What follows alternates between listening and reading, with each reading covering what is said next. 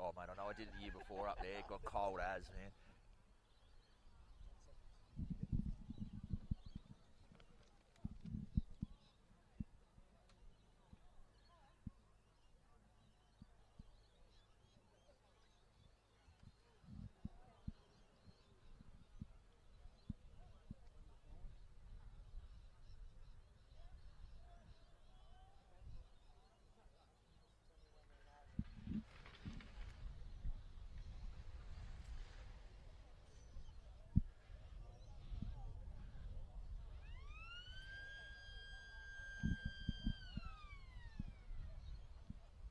Well, good afternoon and welcome to a Gibson Park bathed in sunshine. Mitch Jennings from the Illawarra Mercury bringing you all the action with Bar TV's live stream of round 2 of the VB Challenge Cup. The Butchers today hosting defending premiers Collegians at home. First piece of action, Gibson Park this afternoon. Fortress Gibbo, as it's known in these parts. Two sides coming off two very impressive wins, and as it is the first game at Gibson Park, it's very appropriate I have the man standing next to me, the voice of the Butchers, the voice of the North. Johnny Pett, thanks for joining me, mate. Thanks, Mitch. It's great to be back at Gibson Park for season 2018, and great to do another game with you, mate. We had a cracker of a season last year. Thirroul, they were impressive in 2017, just falling short there against a very, very good Dapto side, who were eventual runners-up in the season competition last year. And Thirroul Butchers, they've had a couple of wins for this season, a few players gone overseas, few retired. The Collie side, they've retained most of their 2017 side, a few plus to their side, and I'm watching them warm up just over at the Gibson Park soccer fields, and Mitch, they've got a couple of big boppers in their team. Indeed, they do. Speaking to Coach Nathan Feen this week, said it might bring about a slight change in the way they approach the game. Obviously played very expansively last season. Obviously didn't hold them back. They won the premiership, but if there was something that really sort of brought them back to the field at times, it was a supposed lack of beef up front. Very fit, and they certainly stayed in the game for 80 minutes. But like you said there's some prime rib up there now. A couple of decent players returning. You've got the likes of Rory O'Brien, Charlie Fango, who we understand is a withdrawal this afternoon. But two guys that spearheaded Collie's charge to the 2013 title. Interesting to see how that'll play out this afternoon because, as you just touched on, Johnny, a bit of turnover for the Butchers, particularly up front. I'll just go back to that Collie side, Mitch. You touched on one of those big boppers in Rory O'Brien. I was just watching him walk out of the sheds before his warm-up, and he's a coke machine with legs. He's going to be that destructive in season 28 in this competition. Thirroul, they're missing a couple of key forwards. They played a lot up the middle last year, and I think Jared Costello is going to look for some of those guys that won that reserve grade premiership last year to really step up, play first grade this year and stand up and be counted. And last week against Helensburgh, few of those reserve grade players from last season, Luke Shields in particular, he was huge for first grade for the Butchers, and Coach Costello is going to lean on him today to really muscle up front. Yeah, he usually has been huge in the past, but he's looking fit, Moosey. I'll tell you what, watching his Facebook feed, I haven't seen him with a shirt on yet, so he's certainly be putting in the hard yards in the off-season. He's obviously the interesting thing. You talk with Nathan Feen in the lead-up. It's going to be a tough season for the Dogs. Obviously, they've had a very good side for the past couple of seasons, but now carrying that reigning Premier's tag into the competition, Nathan Feen certainly expecting a week-to-week step up. There certainly will be teams coming for them. They've retained the key guys. In fact, they signed some of the key guys prior to last year's grand final, which was a big show of faith. Speaking to Collegians skipper Blake Phillips just a couple of weeks ago at the launch of the Challenge Cup, he said that sort of played no small role in their eventual premiership. That was a big vote of confidence in, of course, Coach Nathan Feen himself, Jared Boyle, Benny Jones in the halves, Saxon Honour out in the centres as well. Some outs for Collies from last season.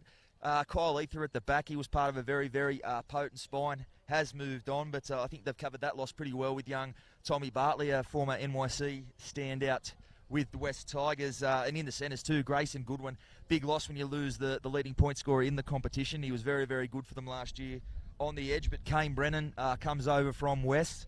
Also a lot of experience in the intra super premiership level. Floated around the back line a little bit at West, so I think he's going to be pretty keen to really lock down that left centre position. He was super impressive there last week. A 56-0 win for Collegians against Corrimal. Speaking to Feensy this week, though, He believes that was really a scoreline that didn't quite do justice to the performance of the Cougars. He expects them to shock a few sides this year, so he will be looking for a bit more from his side. Johnny, I know you did cast the eye over the Butchers last week. It was a Northern Derby against Helensburgh. Scoreline pointed to a pretty impressive performance. What was your take on it? It was a 20-0 scoreline, Mitch, but hats off to Helensburgh. They really stuck it out for the full 80 minutes of the game. It was 0-0 for about the first 18 minutes, and then Hayden Crosland crossed over in the corner from one of those plays that Thirroul have just been so potent on that right-hand side. Out the back to McCarthy. McCarthy just tipped it onto an unmarked Crosland. As we touched on Thirroul, with Thirroul, they're missing two key front rowers from last year, as in Jack Noble and Julian Flego.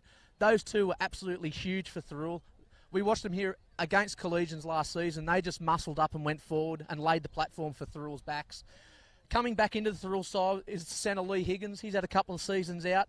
And also the halfback Jake Walsh. And Jake Walsh, he was super impressive last week. And the grand final hero for the reserve grade side in 2017, Corey Tulloch, he kicked that memorable field goal at Wynn Stadium. That the blue and white army just went berserk up there on the Wynn Stadium hill. He'll get his shot at number 6 here for Jared Costello's men, as we see the Thirroul Butchers coming back into the sheds to get their last-minute talk from Coach Costello. Mitch, what do you think Coach Costello is going to say to the team in the blue and white? Well, obviously it is in the pre-season, some ins and outs, so we're wanting to build on last week. Obviously every coach would approach these games differently. I know Feensy said he's going to have every player he has available through all these games, really wants to hit the ground running in what will be ultimately a 12-game season. I think Jacko, with some younger guys, some new guys coming in, might be not expecting too much of his side on the points. I think he'll want the effort to be there. He'll want to get it right defensively. And I'll tell you what, they've always punched above their weight. Last season, we thought the Butchers had missed the finals for the first time in, I think, 2.5 decades. The year before looked to be in the midst of a rebuild that season that might be a bit longer. But last year, all the way to the prelim final. So, and I know the sort of expectations Jacko's bringing into the season, they do set high standards here. The Butchers have been absolute finals regulars over the last couple of seasons. Certainly looking forward to the battle up front. Obviously, it can be hard to read too much into what you see in the pre-season. I think we saw the Dragons went down in the Charity Shield and looked super impressive at NRL level on Thursday night. I was at that game. Pleasure to be at that one and see the Dragons go as well as they did. But certainly some talent coming across all clubs.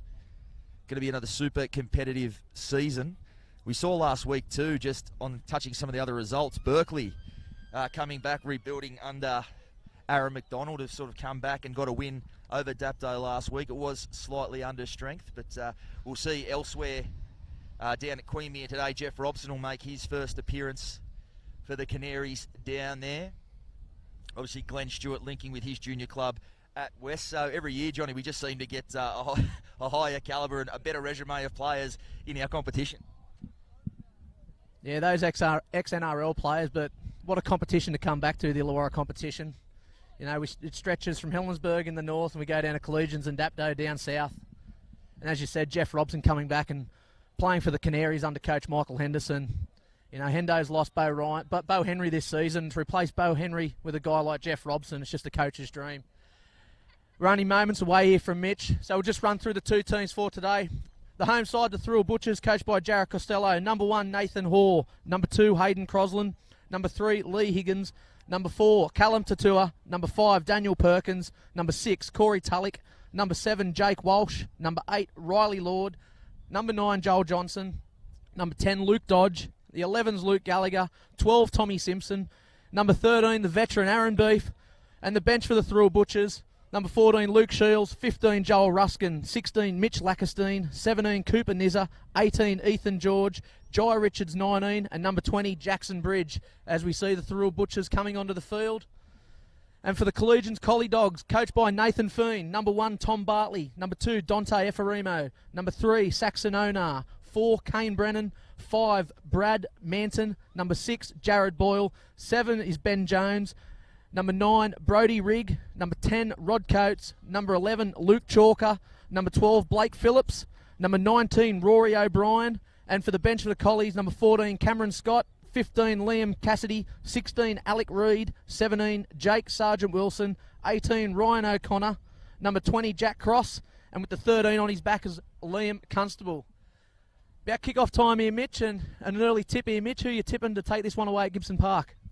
I think it's going to be a belter of a game this afternoon. I do lean towards the defending premiers, as I touched on. Nathan Feen really putting his best foot forward and his best side forward through this pre-season competition. Really showed up, I think, last week against Corrimal. Feensy did say during the week they did lean on some of the pre-existing combinations they had there in Benny Jones, Jared Boyle, obviously Brody Rigg at 9. Tommy Bartley's a new face there at fullback, but think are just a bit more certain about what they're about and what their goals are already. Thirroul, a new side coming together, but we'll see how we go as we get back underway. And this is Riley Lord coming in off the back fence. He takes it up towards the 20, met by the Collegians defence.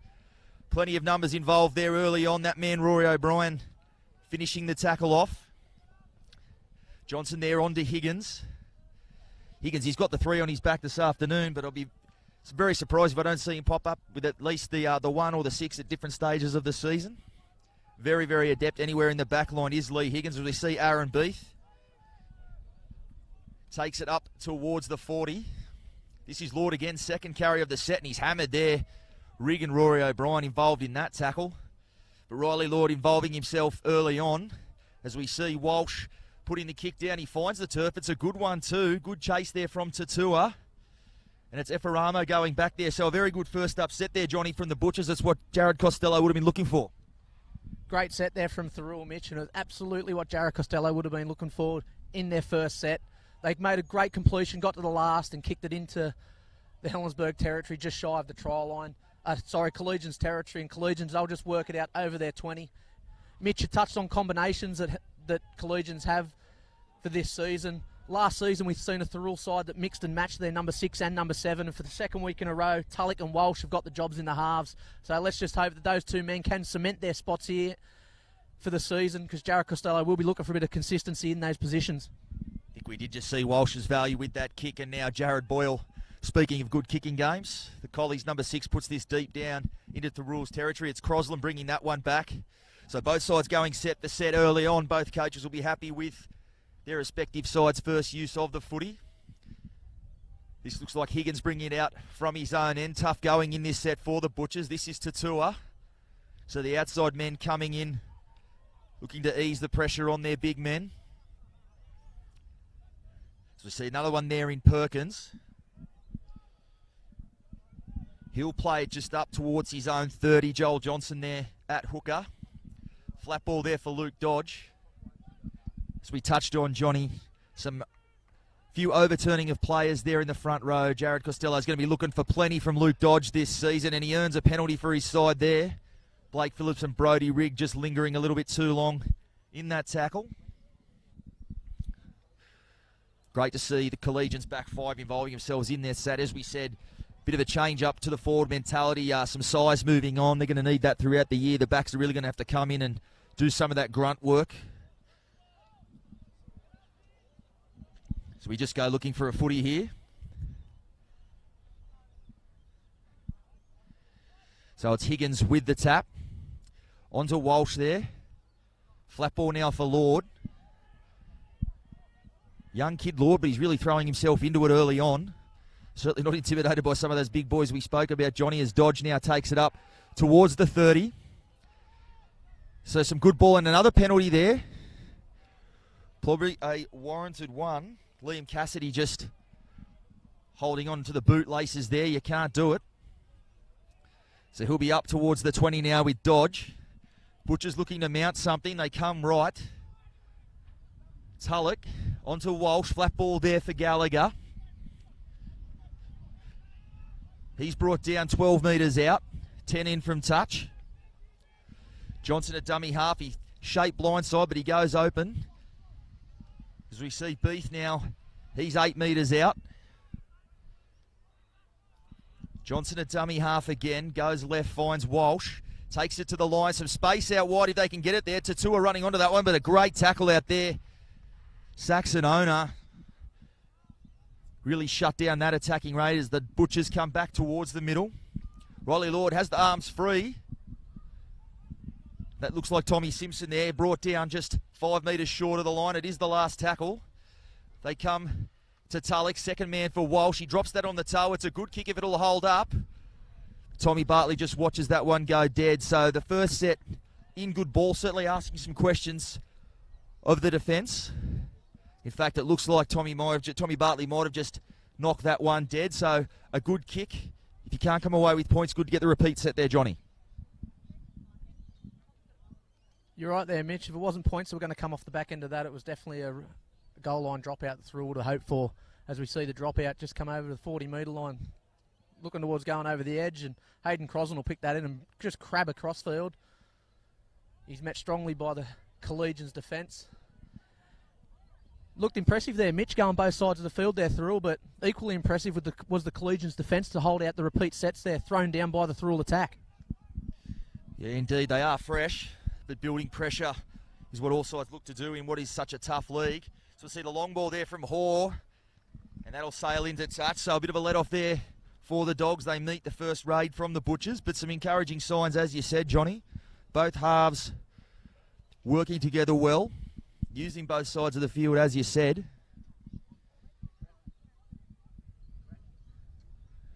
But it will be a scrum feed to the visiting Collie Dogs here. That's what we touched on there, some combinations. That goes on the defensive side of the footy as well. That right edge out there of Boyle, Onar and Effaramo spent most of last season alongside each other, so the communication can be non-verbal there, but I'll put the mock on Effaramo, the commentator's mock. He's just spilled that, so another opportunity for the Butchers. I think to come here today against the defending premiers, they needed a good start. And at least at the very beginning, they put that together, Johnny. Yeah, they sure have. It's all looking good here for Thirroul early. Collegians, their defence has been sensational in this first quarter, holding out numerous attacks from Thirroul. As we see a few tins going across the field over to the old boys bar there, Mitch. I thought the old boys would have been lubricated enough after the Masters trip up to Queensland 2 weeks ago. Thirroul on the attack, 20 metres out.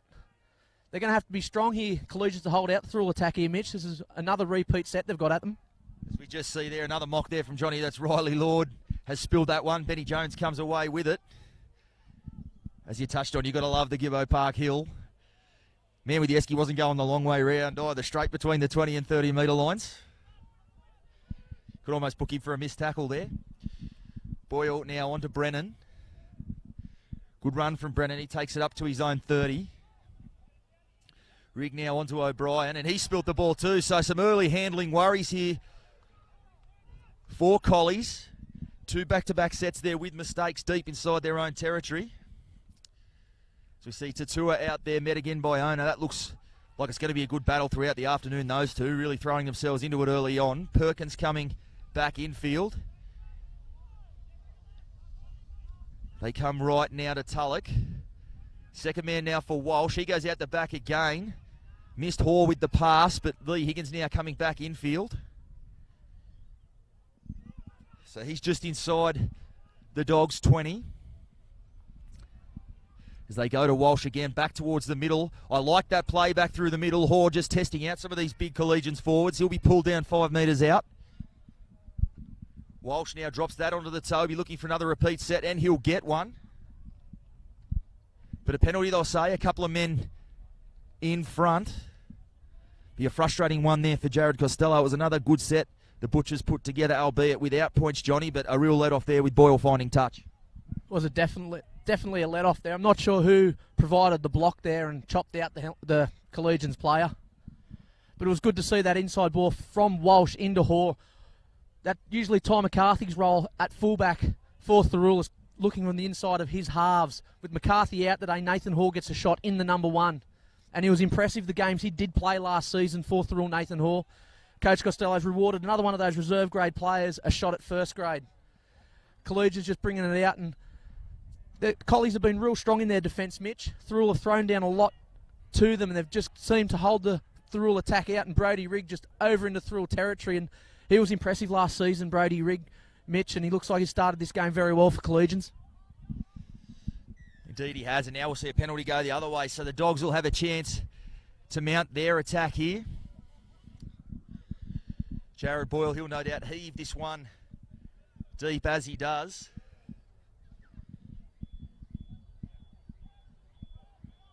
Looking for the inbound pass. It's Manton on this edge. Rod Coates is another man Collegians have added up front. Former full-timer with the Panthers. Also spent some time with Mounties and been around that Intrust Super Cup level. So he's another one we can add to that list. It is Coates now taking the ball up towards the 10, dead in front of the post. Rigg comes right to Boyle. Boyle right to the line. Second man for Bartley. Juggles that one. And a flat ball there, and it's gone behind. I think it might have been a bit of a knockdown there. And the referee will call it back, I think. So some promising signs there for the Dogs on that edge. Quality of Jared Boyle there right into the line. He went there just to create that extra yard of space. Tommy Bartley, I'll tell you what, there's a little bit of Matt Duffy about him. Must use the same barber, but the same sort of speed and runs an outline in much the same fashion. Certainly will bring that to the Dogs this season. Kyle Ether, as we touched on, a big loss for them. But Bartley's certainly going to bring plenty on that sweeping line.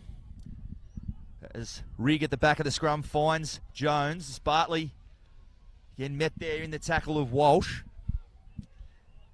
Bartley plays it 10 metres out onto O'Brien. Edging his way forward. He'll play it just 2 metres out. Stacked on the blind side here with Jones. As we see Phillips, flat ball there for Coates. Coates barging his way towards the line. Some good defence there from the Butchers, and it needed to be.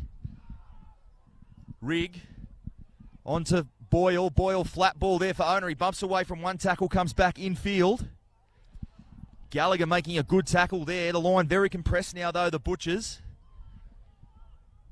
Second man now for Jones. Onto Bartley.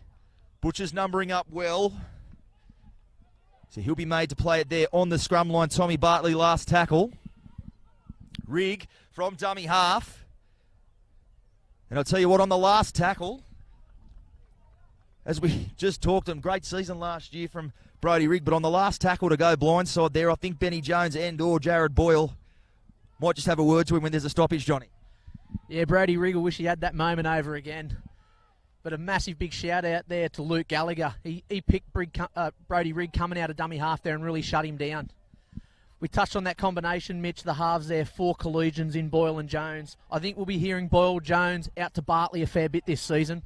He just looks, as you said, a bit dufty there, doesn't he? He looks dynamic. He's going to be sensational, a little bit of open space.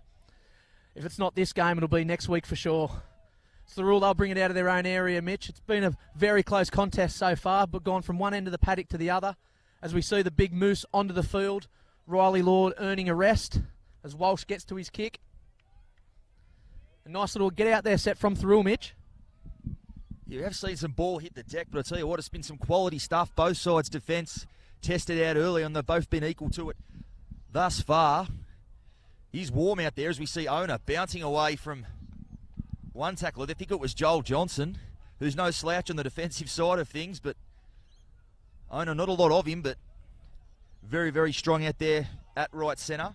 It's the Dogs forward now through the left centre in Kane Brennan. They come blindside to Jones. No one with him there, so he'll surrender in the tackle. Johnson making that one. So this is Chalker now coming infield. He'll play it just over the 30. They go right to Boyle. Neat little kick in behind. Perkins going back to field it. And Nathan Hoare, great job, picked it up on the bounce. Brings it out towards the 10. Got such a happy knack of finding the grass on the last tackle. Jared Boyle really does have it on a string. As Crosland now coming away from his own 20. He'll be made to play it just short of the 30. Walsh in there at dummy half. That is Luke Shields. Bustling his way forward. And a good quick play the ball there. Ruskin, who's just come onto the field as well. Another veteran, 100 plus games for the Butchers. As they go left now to Tulloch. Tulloch sees an opportunity. He's into open space there. Tulloch looking back in field for support. Can't find it. Brodie Rigg there. Look to make the tackle as Tom Simpson puts it on the toe and Kane Brennan back there to field it. So some good signs there from Tulloch. The Collies defence just a little bit complacent perhaps, Johnny, expecting the kick, and he almost pulled the pants down there. Great work there by young Corey Tulloch. Went himself, backed his own ability, and nearly resulted in 4 points for Thirroul. But just a couple of plays back there, big Luke Shields getting that real quick play the ball, laying it to Joel Ruskin, and Ruskin finding a very cheap 10 or 12 metres there, which got onto Corey Tulloch through the next play. So Thirroul are showing some great signs here, and they're really matching it to this dominant Collegian side. Of course, those quick play the balls do bring Joel Johnson into the game as well from dummy half. No more lethal player in and around the ruck then, Joel Johnson. As Lee Higgins now brings it back. He's up towards the 30. So back and forth affair thus far. Crosland now up on the 40 as these outside men from the Butchers again helping out their forwards. Beath now met well in the tackle there by Chalker. So they go left now to Johnson, on to Tatua. In from the centres. Johnson at dummy half. He may kick from there, he will. And it's a good one too if it sits up for him. Smart kick there from Johnson, and he leads the chase. So the Butchers early on, the non-negotiables, the completing sets, getting to the kick, getting through that very well at present. Collies again quite slow coming back onside, and I imagine that would have been something Jacko would have spoken with the boys about, Johnny, with this big Collegians forward pack. Need to get the ball in behind him and make him have to walk back. Yeah, especially in this heat as well, Mitch. Hot day here at Thirroul, Gibson Park. These big forwards will get turned around. We see Collegians on the left working it to Jack Cross. Cross is just brought down just before the halfway line. So the big fellas for Collegians getting a bit tired, but Nathan Fean, he'll just rotate these big boys. As we see on the last tackle, Rig in at dummy half. Boyle just stabbed that behind young Hayden Crosland, and just fine touch, and just the class there from Jared Boyle there with that kick, Mitch. Yeah, well, you talk about game managers in this league, none better than Jared Boyle. Sensed his side. As we said, the kicks had got him behind and we've been hard going out of their own end, so he just finds touch just to give the boys a bit of a spell, and now it's back on the Butchers to come out of their own end. It is where Collies like to be in the arm wrestle. Nathan Fean, coach sides typically follow that blueprint. 3 minutes to go to our first stoppage. Of course, playing under the 4-quarter format. Interesting to see who that plays to, Johnny. Obviously, we've touched on the size Collies are sporting this year, but Butchers boys, no slouches there too. It is a hot day. As they go left onto Tulloch, he finds Tatua. Tell you what, I do like the look of the Butchers backline, Johnny, the way linking together, certainly plenty of speed out wide, and looking like just 2 weeks into the pre-season, linking quite well. As Ruskin now brings the ball forward, he's up towards the 40. Johnson now onto Shields. Bumps away from one, he's just short of halfway, last tackle. Johnson at dummy half, he'll come right to Walsh. He'll put this one high, under the attention of Brodie Rigg there. Bartley and Manton, well, a mistake there from Bartley, picked up there. And, try goes begging. Nathan Horry just looked up at the try line a little bit there. We saw just Manton and Bartley, a lack of communication there at the back. It was a good kick from Walsh and a good chase, Johnny. Not quite rewarded with the 4 points, but another opportunity now for the Butchers. We talked about Jared Boyle's kicking game, but Thirroul are up for the task to equal or even not better than Jared Boyle's kicking game so far. It's just been Boyle kicking predominantly for Collegians, but Thirroul have been going to Walsh and Johnson on that last tackle. And they've really come up trumps most of the time here, Mitch. And Thirroul, as you said, only a couple of minutes to go here, really on the attack, 10 metres out from the Collegians try line. Yeah, very good point you raised, Johnny. We've seen 3 men gone to on the last tackle for the Butchers as they mount the attack now. They go left to Ruskin. He'll be made to play at 5 metres out. Lined out both sides of the ruck. Johnson just crabbing his way across field. Finds Walsh. And his runner just overran him a little bit there, but he gets the offload away from Johnson. He'll play at Luke Gallagher in there at dummy half. Walsh pointing back towards the post. Flat ball there. They've gone on to Luke Shields. He's going to try to burrow his way across. No going. I'll tell you what, there's some numbers out to the left if they go there. They do. This is Tulloch. Goes off his left foot and he gets there. Well done there. Corey Tulloch. Has not been afraid to take on the line this afternoon. Johnny, you love to see a half who thinks run first, and the Butchers probably just have slightly had the upper hand and get rewarded with some points here just as we close in on that first break. Awesome effort there from Corey Tulloch. He just looks like a real good number 6, Corey Tulloch. He's one of those players that, as you said, Mitch, he steps forward before he throws the ball out wide. He wants to take the line on. And this Collegians defence, they just don't know what Corey Tulloch is going to do. Is he going to run? Is he going to pass? Well, he didn't pass this time, Mitch, and he scored right next to the post as we hear the quarter-time siren go off. And Jack Walsh, he'll try and add the 2 points. As the Butchers look like they are going to come into the sheds. Perhaps not the worst option given the sun is beating down on Gibson Park this afternoon.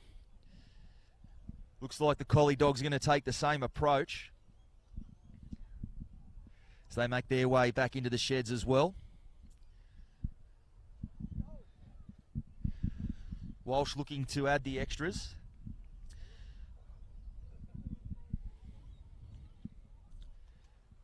Moves in. And the flags go up, so it is 6-0 at quarter time in this one. The Butchers getting some reward for the pressure they have built.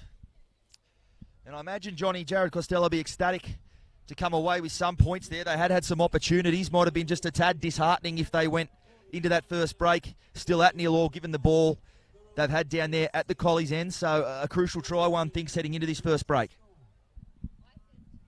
As we've seen earlier on, 3 minutes from quarter time there, Collegians down in Thirroul's area. I'm sure at that stage Coach Costello would have been comfortable or happy with a 0-all going into quarter time, but for the Thirroul boys to work their way down to the field, and a great little piece of work there from Corey Tulloch to score over, Coach Costello would have a smile from ear to ear going in here at quarter time. Nathan Fiend's men, I think they got a little bit tired there, the big forwards, and Thirroul, they've just been throwing the ball around right to left, left to right, and their backline, as you touched on earlier on, Mitch, they are looking sharp. I think we're in for an interesting rest of this game. Looking sharp at the Collies' end, the Butchers, but also doing a very, very good job at their own end, coming out of trouble, helping their forwards out, which we said at the top of the call they'd need to do. And obviously, as you said, a 3-prong kicking attack, doing a great job of turning Collies around. They spent most of the half coming out of their own end. I think from the Collies' side of things, Nathan Fiend, I'm sure top of the list will be we need to complete some sets. A couple of times coming out of their own end, they coughed it up under not much pressure either. As we saw big Rory O'Brien spilling one cold there. Obviously the little mix up there between Manton and Bartley at the back opened the door for that try. And also some options down there on the attack. Obviously we said Brodie Rigg going blindside on the last tackle. I'm sure he'll have a bit of a word to them there about getting through their sets. So perhaps not too happy, or a little bit relieved perhaps, to get his boys in the shed and just hit the reboot button. But I haven't seen a lot of them, Johnny, but I'll tell you what, Walsh and Tulloch, we spoke a lot at the top of the call about the quality Collies boast in the number 6 and 7. Obviously steered them to a premiership last year, but the Butchers pair looks like they've been playing together a lot longer than a couple of games, Johnny. Yeah, Walsh and Tulloch look like they've had a couple of seasons here in the blue and white. It was one thing I was a little bit critical on Thirroul last year, was their halves pairings and just the mismatching of not having consistent halves. But these two players out there, they look like they've been here for a couple of years. And you touched on, Mitch, about Collegians making a couple of crucial errors in their own area. You watch a lot of football and you see teams drop the ball and you think, oh, the attacking team's going to come out here and score a try. But with Collies, you know you've got to work for that 4 points. And Thirroul, they've grinded away, and it was only in the last minute there we seen them cross the line. I think Coach Fiend, he'll be into the Collegians boys about the completions of their sets of 6. I think we might see a little bit of a different side come out mentally wise for Collegians in this second stanza. I think if they do hold the ball, we're going to see some good football here at Gibson Park. They are just full of talent from 1 to 13. Even there is the bench, 1 to 17, 1 to 20. They just look sharp all over the paddock. Are you still keen on your original tip of the day here, Mitch? You're still tipping Collegians, or have you steered towards the mighty Thirroul Butchers? Mate, I haven't changed my tip just yet. Obviously, we are going through the 4 quarters. But Thirroul, obviously I did tip the Dogs at the top of the call, but Thirroul also giving everything I expected from them, really coming out there and competing from the very start. Perhaps just playing a factor, as you said, the 20-0 scoreline with the Butchers and the Tigers last week, saying it was probably a much tougher game than that score indicated. As we said as well, Nathan Fiend believes the 56-0 scoreline his side racked up last week didn't really do justice to the performance Corrimal did put in, but perhaps just a little bit of a softer run into this game for the Dogs than the Butchers. Looks like they've come out just that little bit more battle-hardened. But Collies and any Nathan Fiend coach side, you're not going to beat them in the first 20 minutes. You've got to put together a full 80. As you said, on the halves, Johnny, it's great to see Joel Johnson with the number 9 on his back. It's never like to see him with the number 7. I know one person who hates it more than me is Coach Jared Costello. Had to play that role at times, but one of, if not the best number 9 running around in country rugby league. You want to see him at dummy half. As we saw just later in that quarter, he did start poking his nose through the defensive line. If the Butchers can give him that little bit of go forward, expect him to start probing, particularly around some of these bigger Collies forwards. It was good to see the Butchers there go a bit more direct. I thought earlier when they did have that footy, they were going a little bit side to side as we saw the ball sailing into touch, and Collies' defence on the edges outstanding. Really hard to test them out there, but with some of these forwards getting a bit more tired, we saw him go back towards the middle with Nathan Hoare almost getting over early on, and then Corey Tulloch just putting the ball under his arm and really taking them on. I think they'll be looking there for a bit more joy in the second half, Johnny. Could even be a master stroke there by Jacko, just to throw the ball around early, tire out these big forwards, and then let his front rows just go through the middle. Spoke earlier on about big Luke Shields being match fit and have no shirt on Instagram and Facebook each week, and it's a massive credit to trainer Dan. Dan Nolan's got these guys cherry ripe this season, and speaking to him before the game, he knows he's got these boys fit, and that's his goal for this year. He wants to be the fittest team in this competition. They might not be the biggest, Mitch, but I think they're going to be a fit side in season 2018. As we got kick-off, Mitch, and Collegians kicking off down to Thirroul with Walsh get the ball, and here comes the big moose taking it forward. Yes, I know it's certainly been a focus for Jared Costello and the Butchers staff to get lots of running in the guys' legs. Great side we see out there, but depth is always tested, so you want to be able to leave, you know, your real top-line guys, your best 13 out there as long as you can. Can't do that if they haven't got the gas tank to do it. As Johnson now goes on to Gallagher. Tackled there by Chalker, I think it was underneath. It was. Liam Cassidy also involved. Ruskin up over the 40. Dumped on his back there, Blake Phillips. As Walsh now puts this kick down there towards Alec Reid. I think it is on that edge. Not a lot of Alec Reid, but I tell you what, can finish. Saw some outstanding finishes out on the flanks at various stages of last season as Saxonona now brings his way back infield. It's got to be said, the edgemen for the Dogs, not a lot of opportunities in that first 20. Most of their work has been through the middle, as Kane Brennan does just there. Brennan now plays it to Rigg, on to Phillips. Expect him to really come on as this quarter drags on. Just a tad uncharacteristically quiet there in that first quarter, but that's just by his huge standards. Obviously, the man of the match in the grand final last season, Blake Phillips. But just seems to really sense the opportunity as halves and games go on. As Boyle puts this one high, it'll be a test for Hoare at the back, and he's taken it well, and he goes on the counter-attack.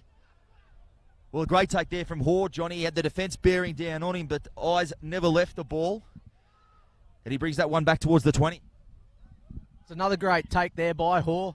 He done it earlier in the first quarter when Boyle put a nice cheeky grubber through behind the line, and he just had eyes for the ball that time, and he had only had eyes for the ball that time, Mitch. Collegians giving away another penalty, first one for this second quarter. As we see Walsh find touch. Thirroul back on the attack into Collegians territory. will be driving Nathan Feen nuts, I know for a fact. It's one of his pet hates. Piggyback penalties out of your own end. They've done that a couple of times in this opening half. Collies as Shields takes the ball forward. As they go left now to Beath. Beath off his left foot. So he takes it up towards the 20. Plays it there to Johnson. As Ruskin on the left, he takes the ball forward. That ball's bobbled out there at the back, so he's just spilt that one. Ruskin, it was a heavy tackle. I think it was Big Rod Coates making that tackle with Cassidy. So not the end to the set they would have been looking for, but they have brought the ball down into Collegians territory. And I'm sure the directive there, as we see Adam Sargent Wilson running out there with the water, will be to complete this set and get to a kick and start building some pressure that way.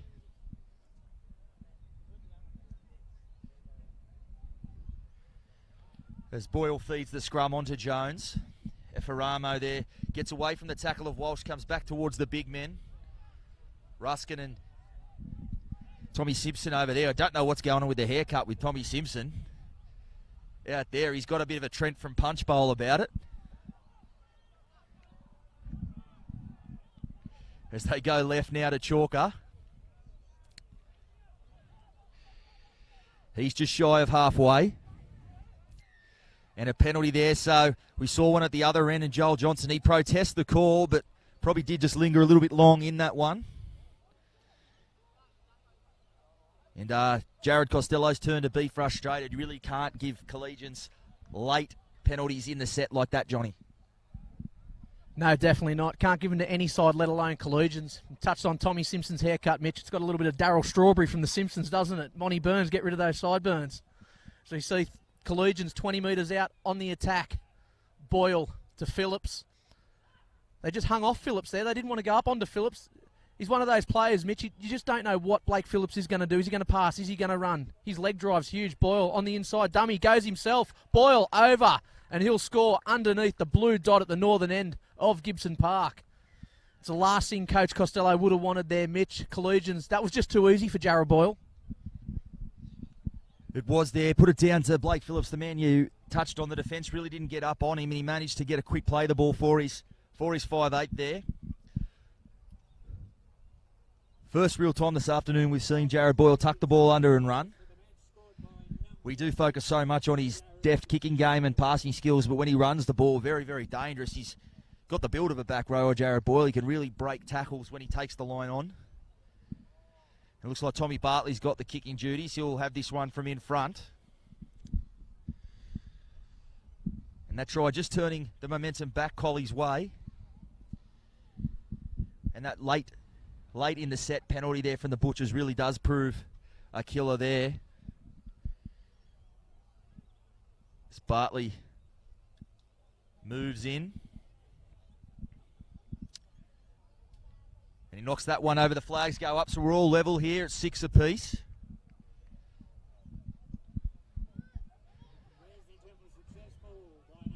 As the Butchers come back now, they'll get us back underway. Some changes up front now for Collies. Rory O'Brien into the game. Butchers just a bit slow here to bring the ball back.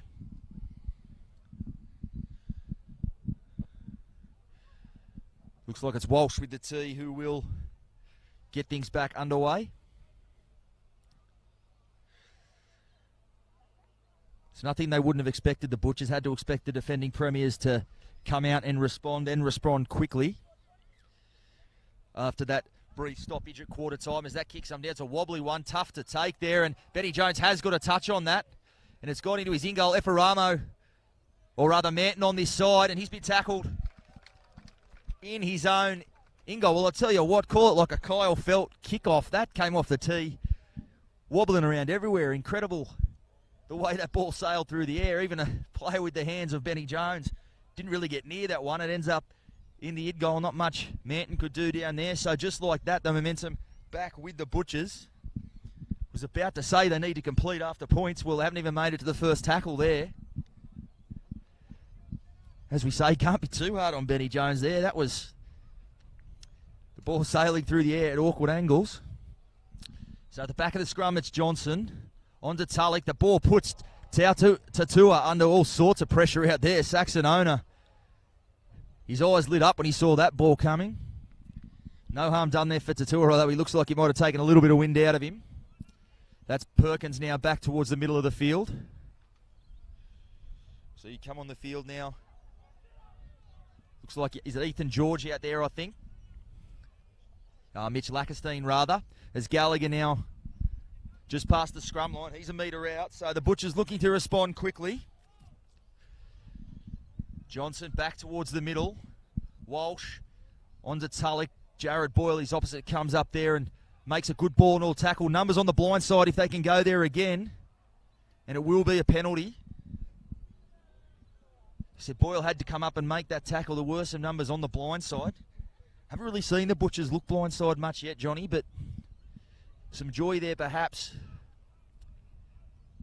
If they can go there as Ruskin now takes this one forward. He's only a couple of metres out, dead in front of the post. Johnson, second man for Tulloch. There's a wide gaping hole there, and Tommy Simpson will rack that one up to Trent from punch. He scores his first try, and the Butchers hit straight back. And we said there might be some joy on that flank there, and we see straight away, Johnny, they just didn't read that at all, and Tommy Simpson came in deep.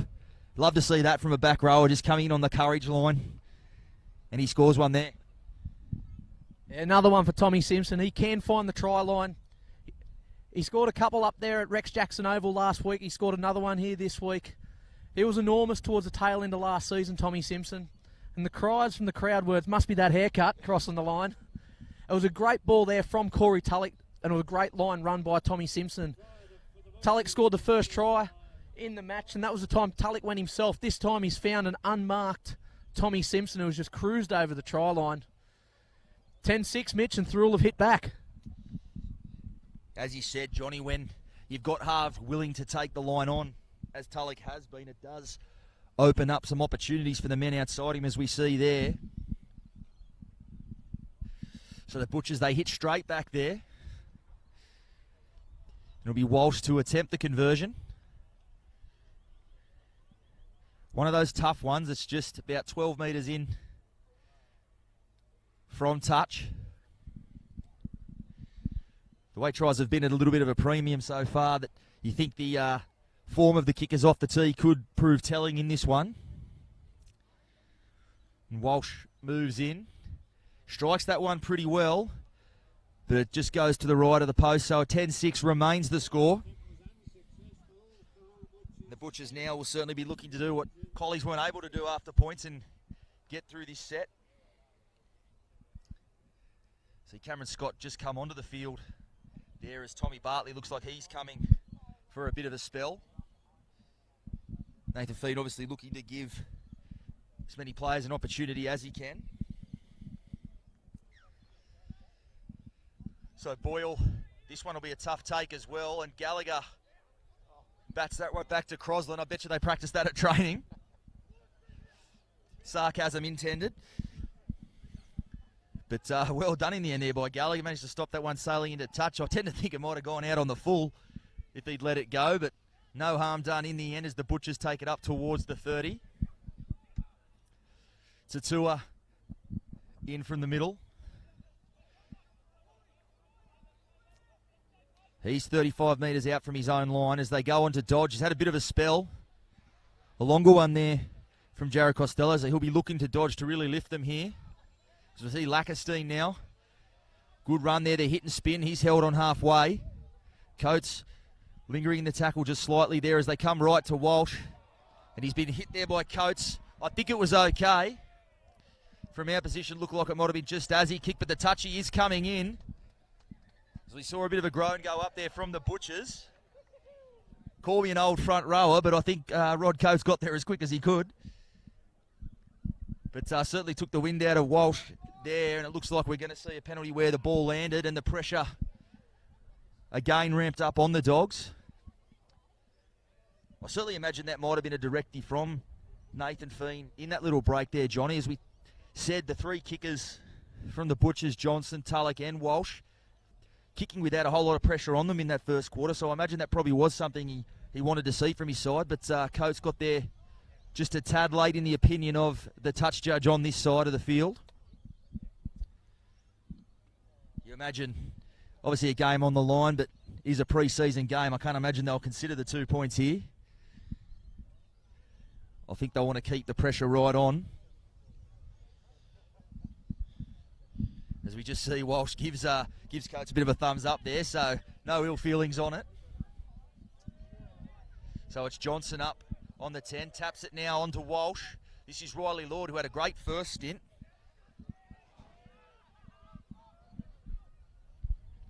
Johnson now, third man rather, out to Tulloch. Some space there for Hoare. He throws the dummy. An owner bought it hook, line and sinker, but Boyle coming from the inside and making the tackle. As they come to Johnson, onto Lackerstein. He's 8 metres out in front of the post. They come right now to Walsh. He goes back towards the middle. And Tulloch puts the fen right in the face there of Cassidy. Cassidy able to make the tackle. And Johnson there from dummy half goes off his right foot. Well, we called it there after the break and said there was no man more dangerous from dummy half than the Butchers skipper Joel Johnson. And you have to think with the pressure they were able to build, Johnny, something had to give. Joel Johnson, he is the best in the game, coming out of that dummy half roll, sniffing out a lazy marker. I'm sure it's on every coach's tip sheet is to just watch Johnson at dummy half, watch Johnson at dummy half. And I'm sure if no one was yelling that out in the Collegians defensive line, then Coach Fiend, he will be filthy on that. But a great play there from Joel Johnson. And the Thirroul Butchers, they're looking sharp all over the paddock. And Corey Tulloch, the play before, he dodged, he darted, and he got the quick play the ball there. So we see Walsh attempting to add the 2. And Collegians, I think they might, it is a pre-season game, Mitch, but there is a lot of feeling in this game. And they might just be a touch shell-shocked here, Collegians, after coming off that huge victory last week against Corrimal. Thirroul coming off a good 20 points to 0 win over Helensburgh. But they might be just a little bit more tougher in this one, the Thirroul Butchers, but I'm definitely not writing off Collegians. They're just the side that can hit back from anywhere all over the paddock. As Walsh moves in to attempt the conversion, and the flags go up, so 16-6 is the score. Really has just come down to possession now in this quarter. Collies just haven't been able to mount or build any back-to-back sets.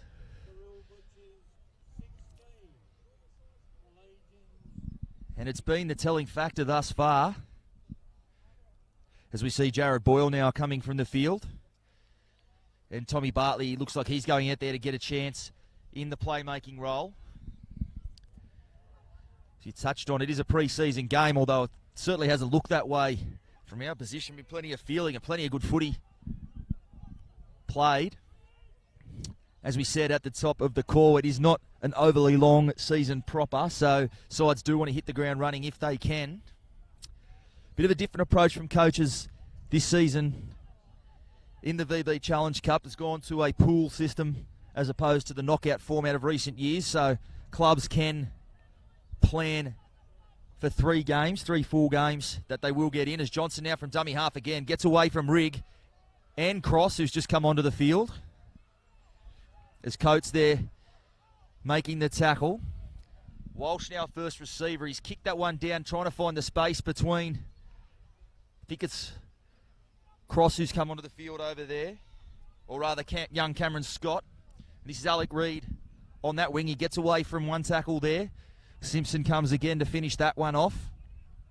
So the Dogs again made to bring it out from their own end, as Saxon Onar now keeps pushing his way forward. He's 5 metres short of the 40-metre line.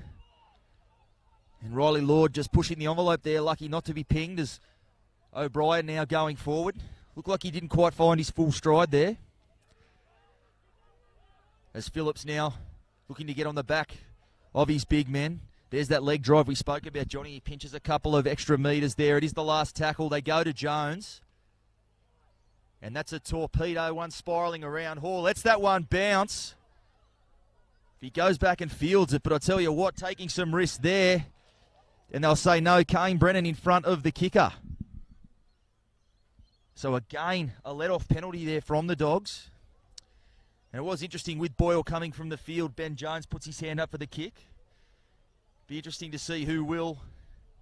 Although I just see Boyle coming straight back onto the field, so it must have been a minor, perhaps a strapping issue there with Tom Bartley back on the bench. It is unlimited interchange this afternoon.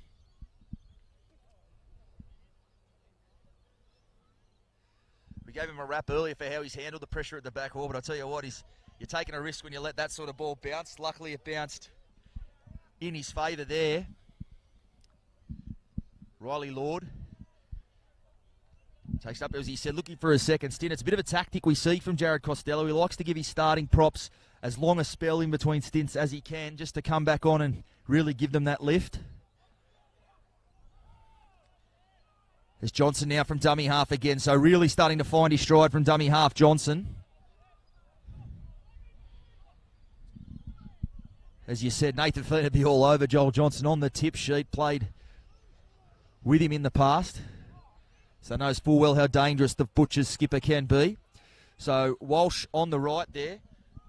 Pass went just a little bit behind him and just scuttled that attacking rate as he crabs his way back in field. Reeled in there by Rod Coates. They're going to go left now, it looks like, to Tulloch. Just kicks that one back towards the post, the banana one. Kane Brennan there, good work from the centre, read that well and went back to field it. So didn't quite get that one into the in goal, but Johnny, I don't think Jared Costello will be too disappointed with that set. He's again given Collies the ball in their own end and make them do the hard stuff to get it out. No, good end and another great kick there from Corey Tulloch. Walsh got tackled there on the second last tackle, and we see a great shot there. Is that Simpson with that haircut? Tatua and also Perkins, and we got the touchy in. To the disbelief of the Thirroul crowd, it was a solid shot there from Perkins and Tatua. It might have gone a little high there, Mitch. Not too sure, but that kick hasn't found touch. But it's been called back here. So a little bit of a let off there from Collegians, but that was a solid shot there from both of the Thirroul outside backs. Yeah, I'm not sure if it did creep up a little bit high. Obviously, the touchy on that side has a better view of it than we do from our position up here. But I'll tell you what, to not find touch and have the referee come back and give you another chance, I think Jared Costello will be a bit filthy on that one. But Boyle has another crack at it. Doesn't quite seek as many metres this time.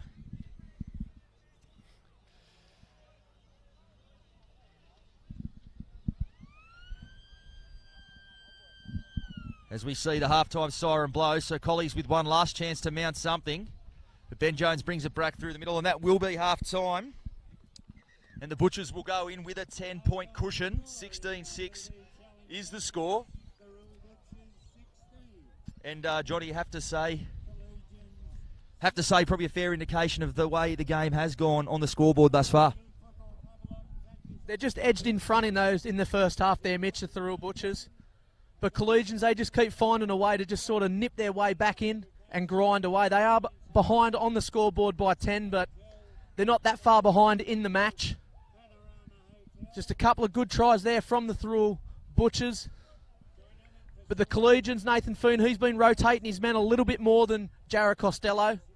So I think we'll look at Jared Costello. He'll probably rotate his players more in this second half, and Coach Fein, he'll go back to his starting side. 16-6, Mitch, here at Gibson Park. Thirroul Butchers are in front. A good crowd in, and we're looking forward to a great second half of football. Yeah, certainly don't think there'll be certainly no panic in the Collegian shed. It is obviously, as we said, the pre-season, and it's not really hard to find where Collies have been going wrong. It's just come down to completions and possession. And I actually think Nathan Fein might not be too disappointed with that scoreline, given the amount of footy they have coughed up and the way they haven't quite found their own stride yet. Probably the worst thing that could happen to the Butchers was the halftime break there. They really had their tails up, as we saw Joel Johnson getting out from dummy half, asking some questions of the Collie Dogs' big men. And I'll tell you what has been an impact that we might not have touched on as much. The work the Thirroul back five have done coming out of trouble. They've really let their forwards do their work at the other end of the field. They've really got out of dummy half. I imagine that was something Jared Costello would have really driven home in preparation for this one. Haven't seen them get a whole lot of footy, actually, at the attacking side of footy. They've usually gone back through the middle, the Butchers, but showing their worth at the other end. Definitely there, Mitch, and Thirroul there. They haven't got the biggest pack this season. They'll be relying on those back five, the back three, to get themselves out of their own area and take a little bit of pressure off the Thirroul engine room. But Tatua, as we touched on him earlier on, for a player of Tatua to push Perkins onto the wing this season, I'm really looking forward to seeing him in a little bit of open space. Boyle and Jones for Collegians have been sensational. The kicking game of Boyle have really kept Collegians in this game, but equaling that is the Thirroul kicking game. Sun's out here, Mitch. Beers are flowing. It's a good day out here at Gibson Park, Thirroul. Yes, a very reliable source has informed me that the tins are cold and are going to stay that way throughout the afternoon. Great first half of action here. Butchers leading Collegians 16-6 at half time. We'll be back with all the second half action in just a little while. Good. Now, I'll tell you what I'm after. I need an action.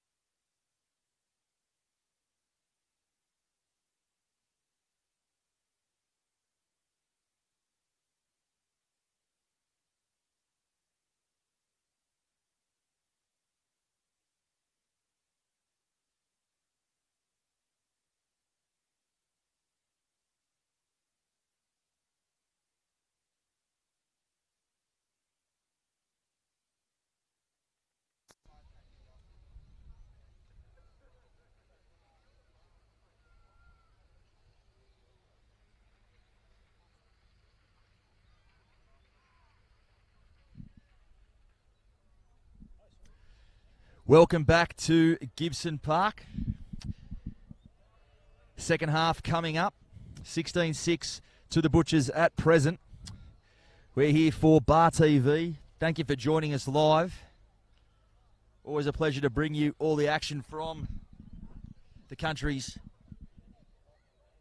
best rugby league competition. I'm allowed to say that, aren't I, Johnny? I'm allowed to be a bit parochial in that one. One of the great pleasures of working for the Illawarra Mercury is the great footy and the great people you see in this league. And it's certainly no different today. Some great footy being played.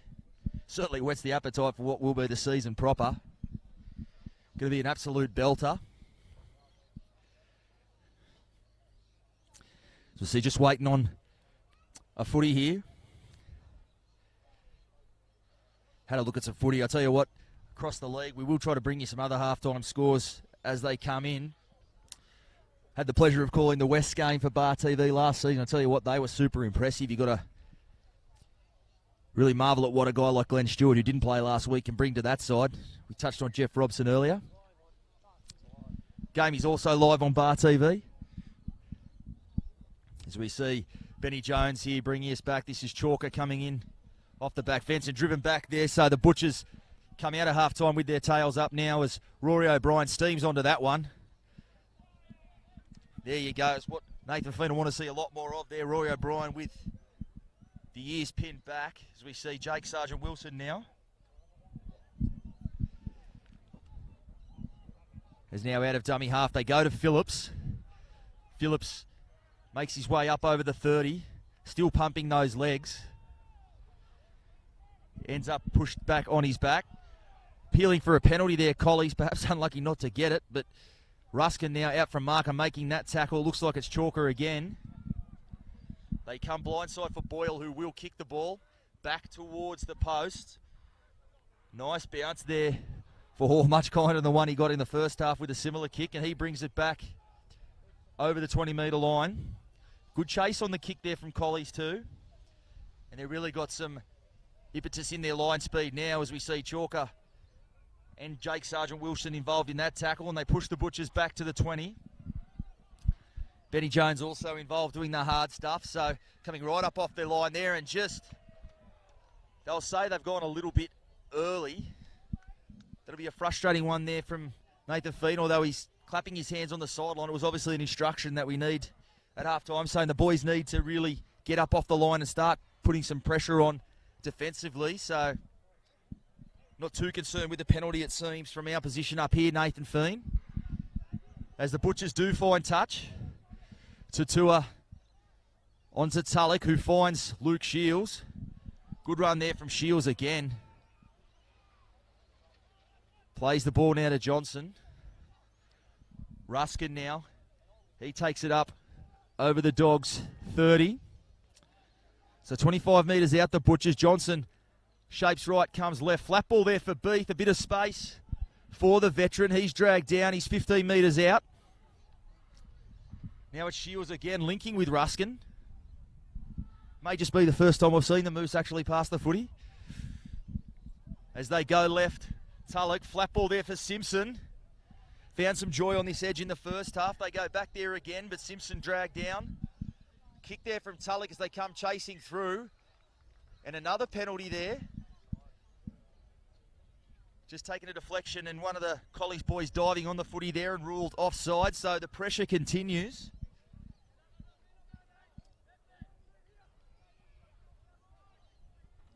Johnson with the ball in his hand.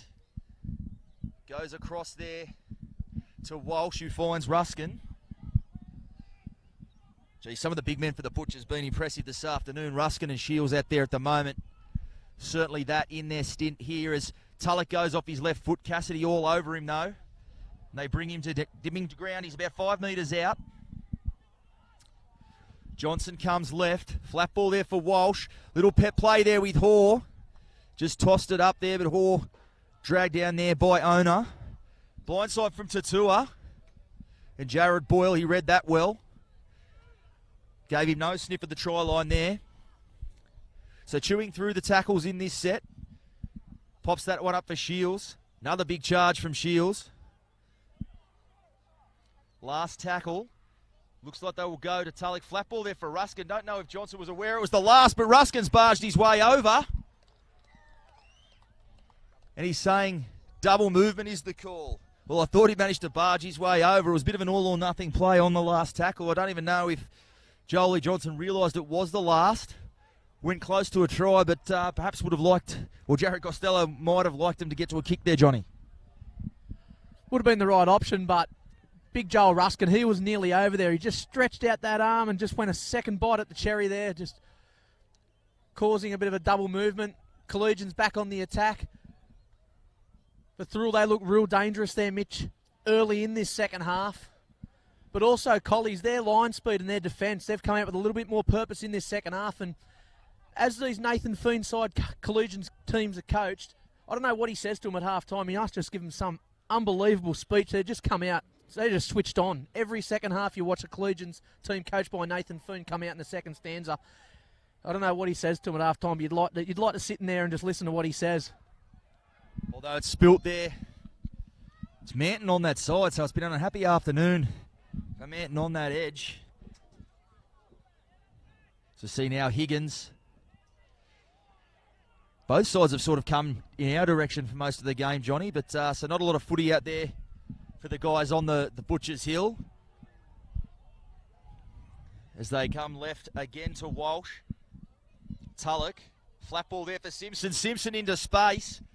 Boyle did just enough to drag him down there. Tulloch onto Walsh. This is Beef coming back against the grain. Gets the offload to Simpson. Gets away from Boyle again.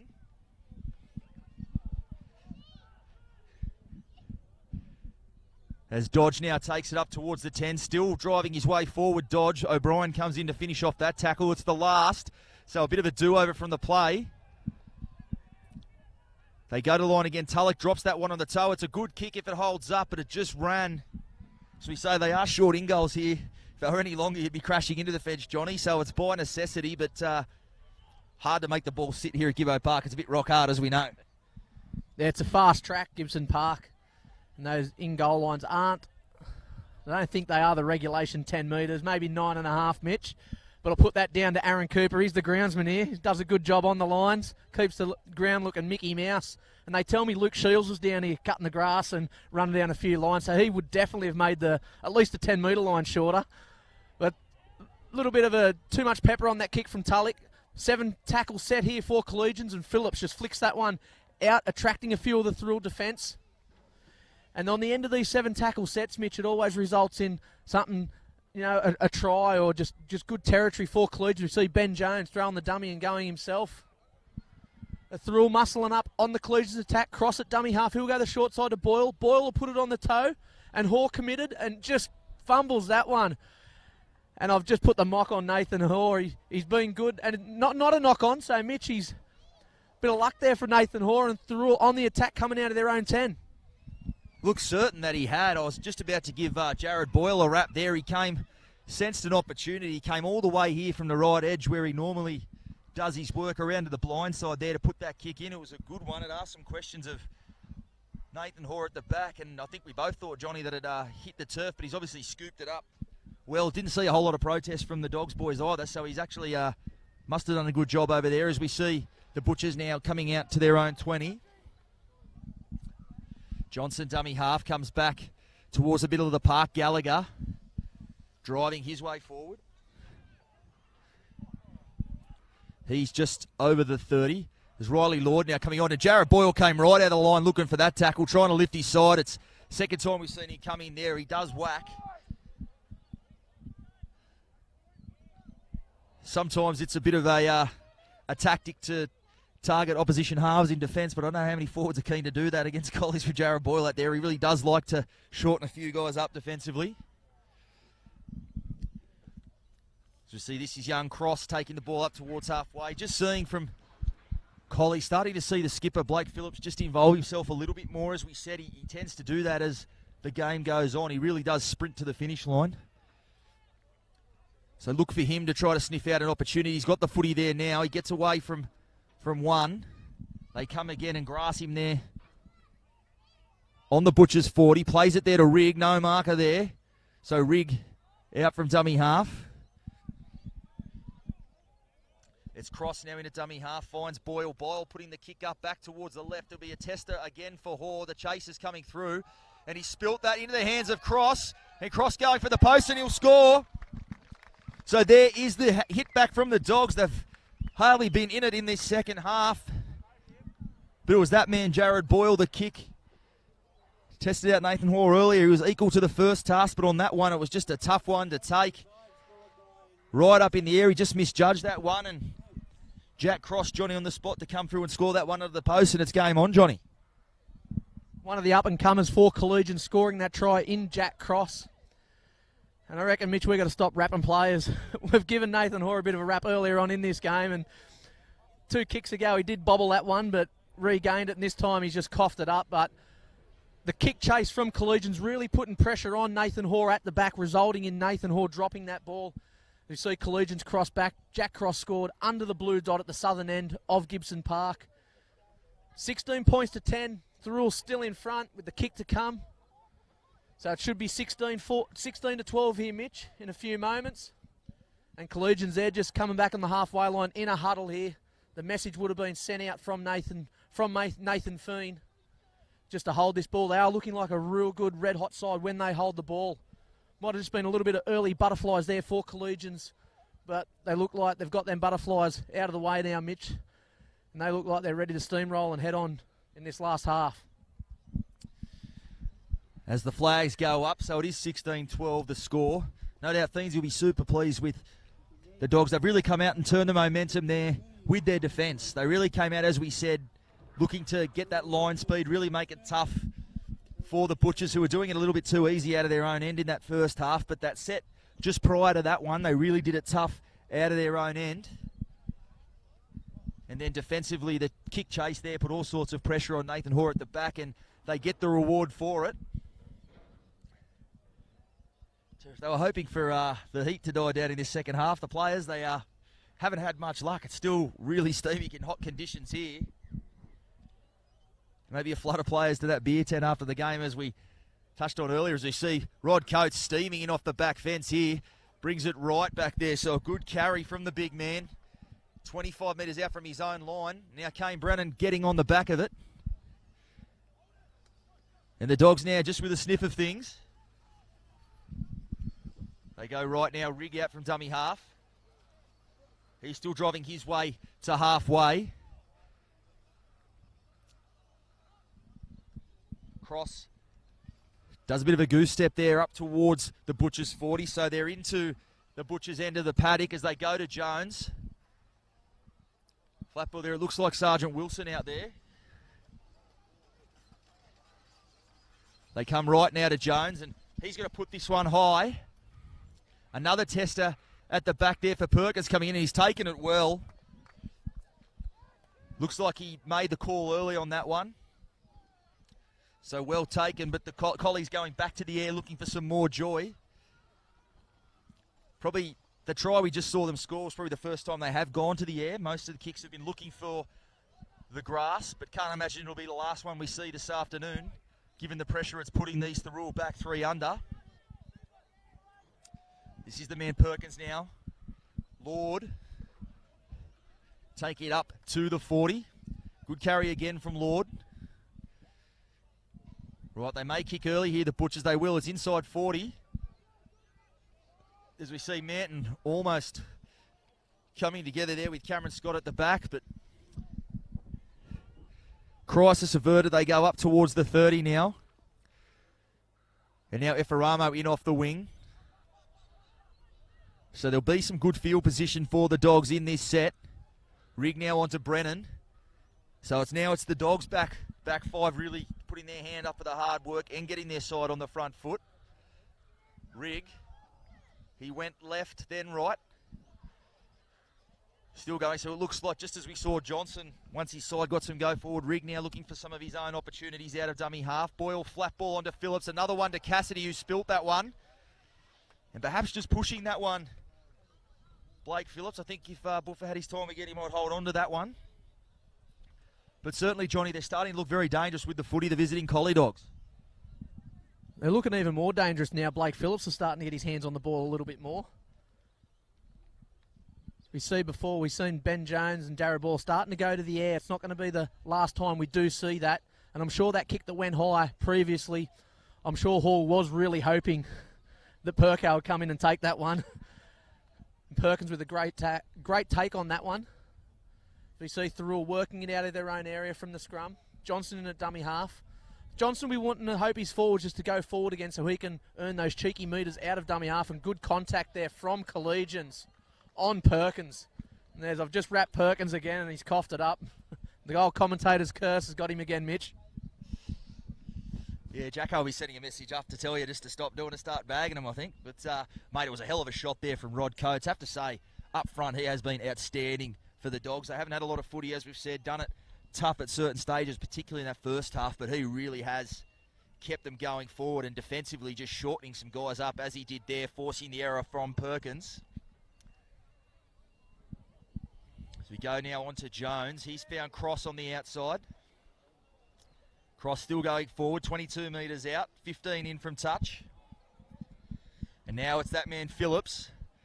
Runs into R&B, shrugs off one tackle.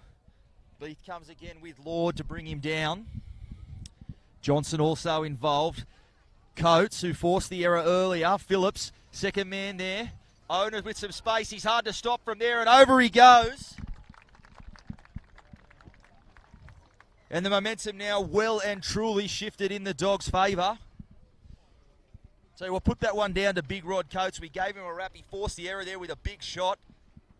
Hasn't had much reward for his efforts on the scoreboard thus far, but starting to turn their way, and Saxonona can really sniff out an opportunity. He was one of those important guys the club really did want to lock down prior to last year's grand final. Hasn't seen too much footy so far this afternoon, but shows his class in the finish there, Johnny. Super try from Collegians, and a big wrap there also to Cameron Scott. He's playing out the back there in the absence of Tom Bartley, while Bartley's just off. And a great opportunity for young Cameron Scott to chime in on this great Collegians back line. And an owner, he can find the try line. He was super impressive last season, and it looks like he's up for another impressive 2018 season. And Thirroul, let's just hope their heads don't go down too much from here on in, because Collegians, they've just really got the steam going forward now. They're doing what the Thirroul attack were doing in that first half. And Mitch, it looks like it swung more than what we thought there. We did talk about the Collegians momentum swinging their way earlier on, but it's just made a full swing now. Yes, it's now very much on the Butchers to turn it back that way as Collies take the lead for the first time this afternoon. They'll go to 18-16. It is 3 tries apiece. And perhaps, as we said earlier, Johnny, the goal kicking could come into it as we go down the stretch.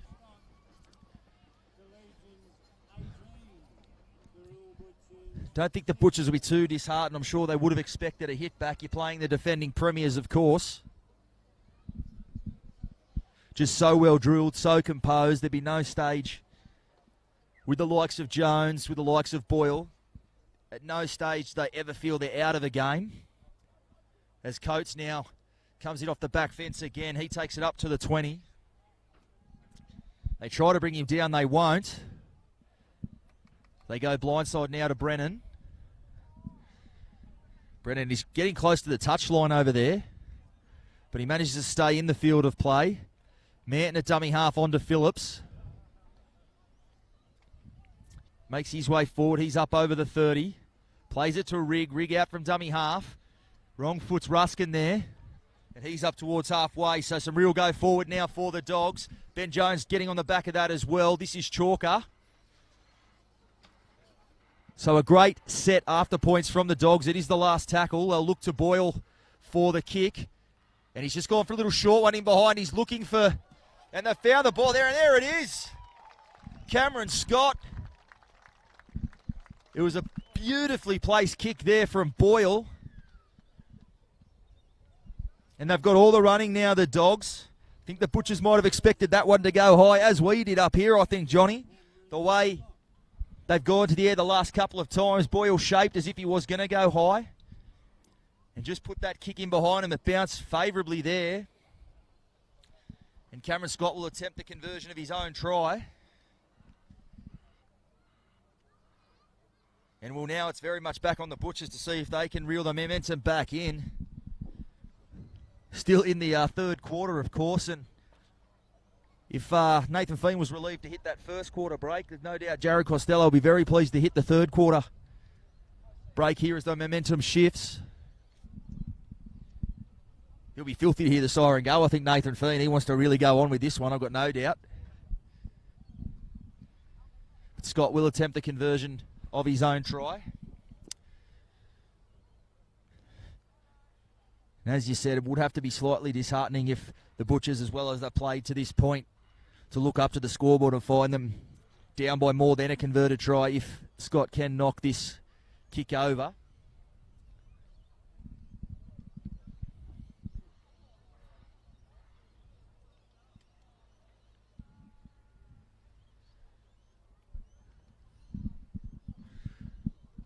So Scott now just pausing over this one. Going about the praying mantis style as he comes up. And raises the flags there. So 24-16 the margin. As we see the Collies players looking like they're coming from the field. So the siren about to sound. And both sides will adjourn to the sheds again. Well, I think you said at half time, Johnny, you asked me the question, what would Nathan Fiend be saying to his troops? I'll put it back on you. What will Jared Costello be saying to his crew, do you think, in what will be the last break of the game? I think he'll be saying, let's find out what Nathan Fiend said to his men at half time, and let me tell you guys that, because they've just come out of a different side, Collegians, in that second half. Thirroul, I think they're a little bit shell-shocked with Collegians putting that foot on the accelerator and their go forward. But you could see the makings in the first half. If Collegians held on to that ball, they were always going to be impressive. But Thirroul, they're showing signs of brilliance out there still. They haven't had much ball in this second stanza. And I'm sure if they turn the tides a little bit and get their hands on the ball, I'm sure they'll create some moves and some space and result in a few 4-pointers. But I just got to give a big rap to Riley Lord out there, Mitch. Like, he's one of them guys that's come through the 18s into reserve grade and having that shot in first grade. He does not look out of place in the front row for this first grade side. No, not at all. It's something would have been a bit of an unknown for Jared Costello. He's spoken in all my discussions with him through the pre-season about how hard the boys have trained. But always a bit of an unknown when you've got some guys like that, some younger guys, the likes of Riley Lord or a guy like Luke Shields who has been sort of through the reserve grade ranks. Both those gentlemen have been fantastic this afternoon. But you just sense with 20 minutes to go, the class of Collie starting to come through. As we said, they never think they're out of the game. Jared Boyle really brought them back into the game on his boot. But I'll tell you what, it was a big lift in the forwards, as we mentioned, that man Rod Coates, been outstanding from kickoff really, but Blake Phillips really starting to assert himself into the game. And Brodie Rigg now as well, starting to probe a little bit from dummy half. So it was Collies looking for a response after half-time. It'll be the Butchers looking for that on this occasion. But yeah, you know, you asked what Nathan Fiend would have said at half-time. He's not huge on sprays. I'm sure it would have been quite composed. As we said, just need to put some back-to-back sets together, start holding the footy and started building some pressure. And we've certainly seen where that happens. They can put points on the board. I think the Butchers will have to look to more than the scoreboard. They were really good for a lot of that quarter as well, coming out of half-time. It was really just that last little, 5 to 7 minute period where they conceded a couple. I'll just have to hit the reset button. Have been very impressed with the halves, as we've touched on, Walsh and Tulloch. But it will be, you think, on those two men when they come out there. They can't just come out and start chasing 8 points. You won't score an 8-point try. So, well, I suppose you can score an 8-point try, but it'd be quite an anomaly, you would think. It's not something you can bank on. They're going to have to reel in this deficit over the whole 20 minutes and build some pressure. We know Collie's old hands at that with the likes of Boyle, the likes of Jones in their side steering. And, of course, with some momentum and with a bit of footy up their sleeves, we've just seen, as we touched on at the very top of the call, these big Collies forwards, how hard they can be to handle if you give them a lot of footy. And I think the big thing too was some discipline. I think we saw some early penalties again, but they certainly were a lot more disciplined in that area. We didn't see the piggyback penalties in that half to let the Butchers off the hook. They really made them work out of their own end. Imagine the same blueprint will occur, as we say. I think it might even be, is that Aaron Beath leaving the field and heading to the Butchers Hill? Onto the Old Boys Hill. Well, I think there's a few players that wouldn't mind doing that. As we said, very, very hot out there as we see Collies making their way back onto the field. Had all the running heading into that break.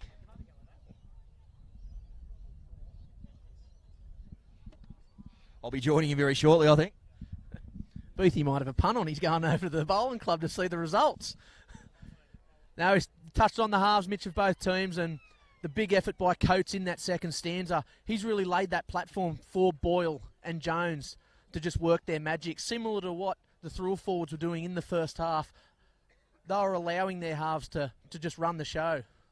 Guys like Tulloch and Walsh. It's been a bit of first half, second half here. Both sides have showed glimpses in each half. The momentum swung into the Collegians side at the present moment. And in the last 20 minutes, Mitch, are we going to see Thirroul fight back in this last 20, or are we going to see Collegians just keep that foot on the accelerator? Certainly got no doubt, being out there in Butcher's jumpers, they'll fight very much to the end. It's just whether they can mount enough pressure and put enough pressure back on the Dogs here to get back in that game. As we saw the other half-time scores just coming in. 10-6, Corrimal leading the Berg there, so perhaps some truth to Nathan Feen's comments that the 56-0 scoreline he managed against the Cougars last week, not a true indication of what they can offer. Wests have a 24-0 buffer on Berkeley, or did at half-time, and Dapto, as we said, that some big ins there, the likes of Jeff Robson, Joel Reddy, Keith Lulea. Geez, you wouldn't mind them coming back into your side. 44-4 at half-time in that one. Of course, you are able to tune into those games as well, being streamed live by Bar TV. O'Brien there now, and he spilt that ball. So straight away a window opens here for the Butchers. Might just need something to give them that little bit of lift, a bit of an opportunity. Really, the game seems to have dragged on with these breaks, Johnny, but still such a long way to go. A final 20 minutes to go. So still plenty to write in this one. Both sides are they've just got points all over the board. So 20 minutes of football, we could see 3, 4, 5, 6 tries scored. Who knows here? As we see Thirroul on the attack, 35 metres out from the Collegians line. Johnson in at dummy half. There's Ruskin still on the field, so Coach Costello opting to keep Ruskin on. See Big Moose there itching for an opportunity to get back on that field on the bench. I'm sure Jacko will look to rotate his forwards. You see the backline, Tulloch. He'll go short ball to Simpson. Simpson's just grabbed by his opposite there in Jared Boyle. So we see Tulloch in at dummy half. Dodge. There goes Dodge. A little bit of footwork there at the line, Dodge, but he's not getting past Blake Phillips. Johnson in at dummy half. Few metres out from the Collegians line. They'll go to the open side of Tulloch. Tulloch out the back to Walsh. Walsh has got options. He'll go out the back to Higgins. And Higgins is just wrapped up on the last tackle. 5 metres out in front of the old boys bar. The Thirroul attack. Here's Walsh with the ball. Defence up on him quick. Walsh onto the foot. Little chip. But Kane Brennan spilt that one. And a little bit of juggling there from Gallagher. They look good there, Thirroul, Mitch, but the Collegians defence up to the challenge. They'll say no, a penalty, so I'll say some of the chases there in front of Walsh when he kicked that. I was just about to say, we've seen a touchy come in field now, so we'll have to await what the call is. Jake Walsh giving his very best to me, sir. Look there. And it's gone out the other way, so it is a Thirroul penalty. I think they'll say Walsh might have been cleaned up after he kicked that one. But I was just about to say, Johnny, certainly getting some joy with Tulloch on this left edge, and Tommy Simpson looking very dangerous despite that haircut, as we said. But I would like to see them involve Lee Higgins over on that edge. He's seen very little footy as they come left again. Flat ball there to Dodge. Appeal for a forward call there. Jared Boyle almost on the spot, thought he had his man. And Dodge, he'll move backwards a little bit to play it. Johnson, and straight away, Boyle read that like a book. Crafty veteran there, Boyle, with that play. Tulloch just perhaps a little bit deep and wide on that pass and gave him that opportunity. But as I was saying before, Lee Higgins out there, hardly seen him with the ball in his hands. We know the quality player he is and how dangerous he can be, coming back to the club from Newtown last season. As we said, he would be adept playing fullback or even in the halves at a pinch. So perhaps if the Butchers are going to get their way back into this one, perhaps maybe a shift over the right to get him involved. As we see Coates there, just dumped past the horizontal there. So the Dogs really building on that momentum now. Of course, you do like to see players of that ilk, if they're not getting the footy, come in field looking for it. Yet to really see Higgins do that as yet. As Collies will start this set in prime field position.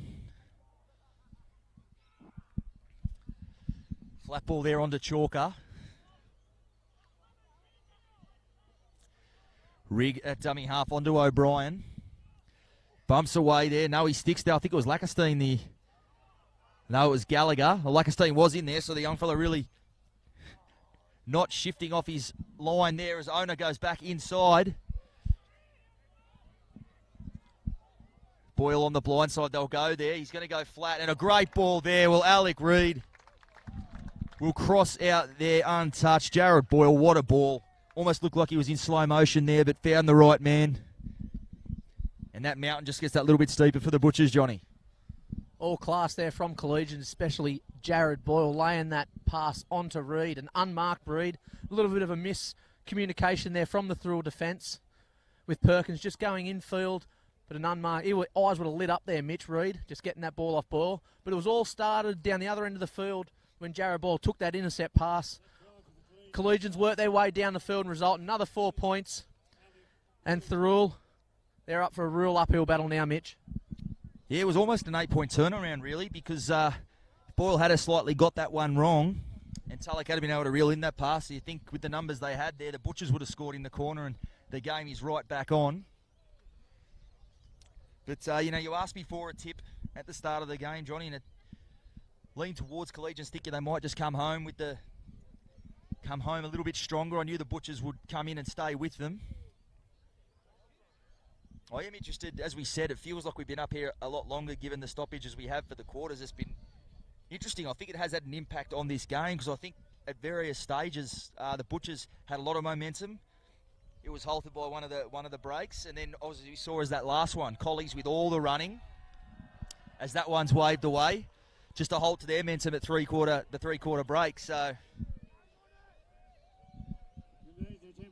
certainly not a knock on the four-quarter system in a pre-season competition, but interesting that it is a factor, and has no doubt become a factor. Just a reminder, the Butchers take on Corongo Cougars next Friday night at 10. As we see Walsh getting us back underway, that bounces for Boyle. Rory O'Brien with a head of steam, met there by Ruskin. Tommy Simpson also involved. Rig now comes short side there to Phillips. And they'll say offside, so things really worsening for the Butchers. 28-16 the margin. Boyle with a long touch finder, twisting the knife with that kick.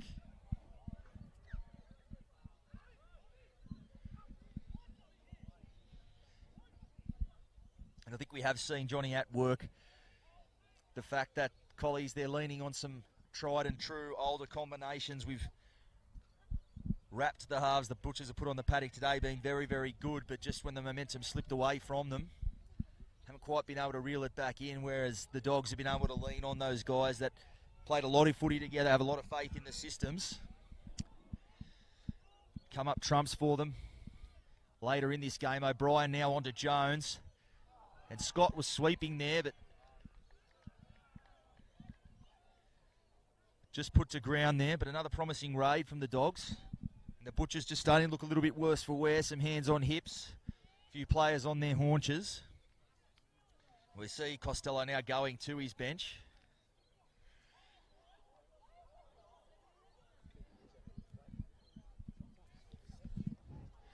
And we'll see the scrum here. Johnson there on to Crosland.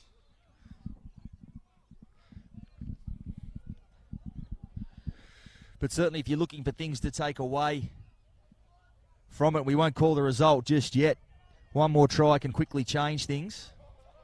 But win or lose, if they can get back in this one or not, the Butchers, I think they'll take away that they're certainly able to match the top teams in this competition. I think whatever the final result on the scoreboard, Jared Costello, to see Lackerstein hammered there. I'll tell you what, if I was taking a hit up, I might choose two other blokes to run at other than O'Brien and Coates, but We'll give you top marks for courage. And perhaps pushing the envelope a bit there, Coates. Penalty not forthcoming for the Butchers. Last tackle as well. So Higgins now will have to go back to fetch that one. He's got Jones as the Butchers rapidly losing territory here. And they'll say he was held. Well, that'll no doubt be disputed by some of the Butchers faithful there. The young man who's just come onto the field, Cooper Nizza. And I think even from here we can deduce what the old boys' feeling on that call was, Johnny. Not known for their objectivity on that hill. It's Lackestein, well, he just caught one. He came up out of the line looking for a shot there. It's Cassidy, I think it was.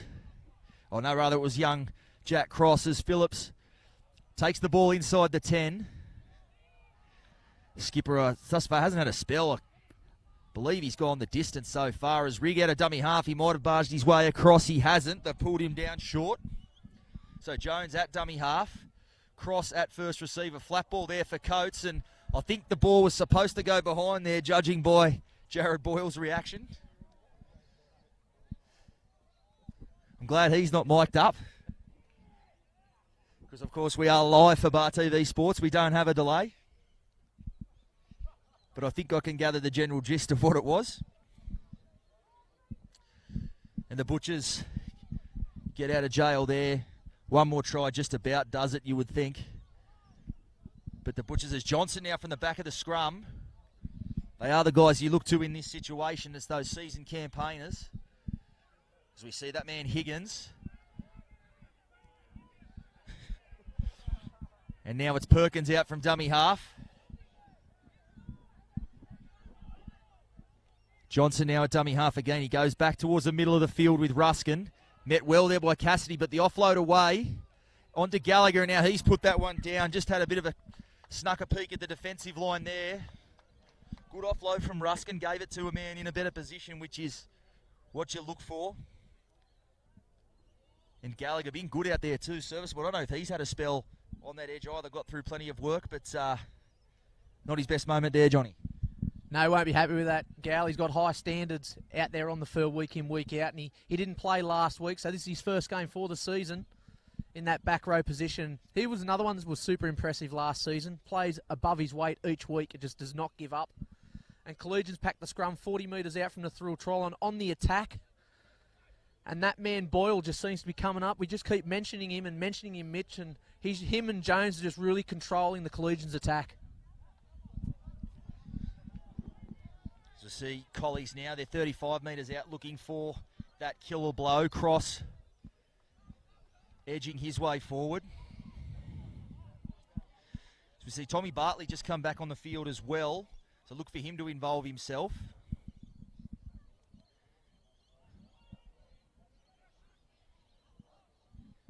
Slow to play it there, Bartley. Phillips at dummy half onto Jones. Now to Boyle. Boyle goes off his right foot. Finds Efferamo there, or rather it's Manton who's come back onto the field on that edge. Slowish play the ball. They go left. Jake Sargent-Wilson, former Butcher himself. He's looking for the try line. That was the last tackle. And once again, glad the Collies' older heads aren't mic'd up on that one. But not a bad result. Butchers now have the ball a metre out from their own line and have a long way to go to get a sniff of that try line. They really haven't, since the middle part of that third quarter, even seen the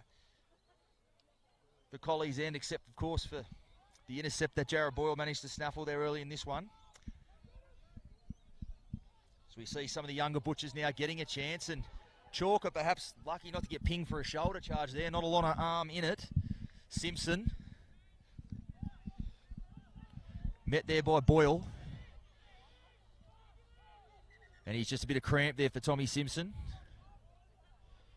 Hopefully that's all it is. Been very good out on this edge. It's been great watching him and Boyle really go at it. He's going to play the ball, Simpson. Eventually it looks like, in fact, the referee just experienced a bit of cramp and he's going to send him back. So the heat playing, taking a toll.